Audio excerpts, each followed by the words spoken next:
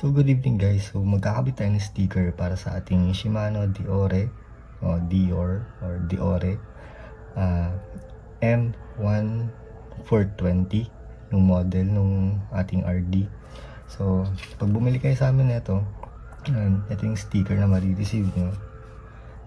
So dalawang parts yan, isa dito tsaka ito para dito. So umpisa na natin magkabit ng sticker. Umpisa natin kabit itong una. Ito lang siya. Yan. Okay. So, umpisa natin dito sa pinakaibabaw.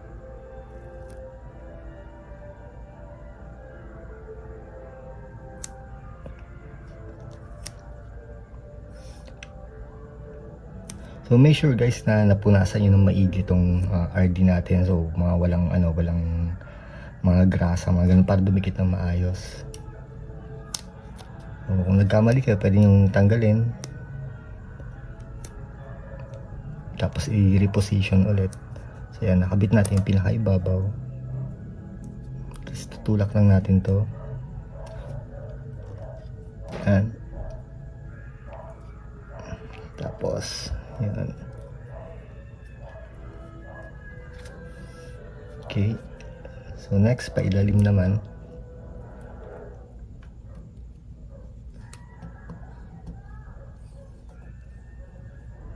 Yan, pailalim. Alright. So ganun lang kadali. Okay.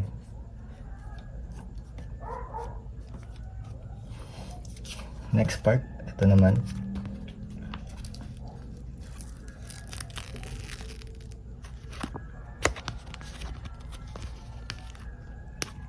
Yan.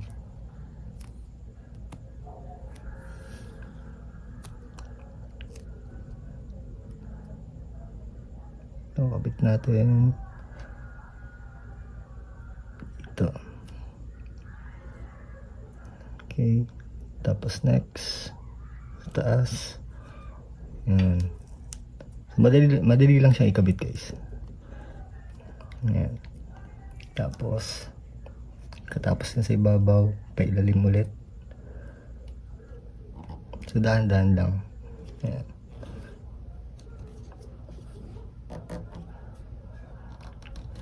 Yun.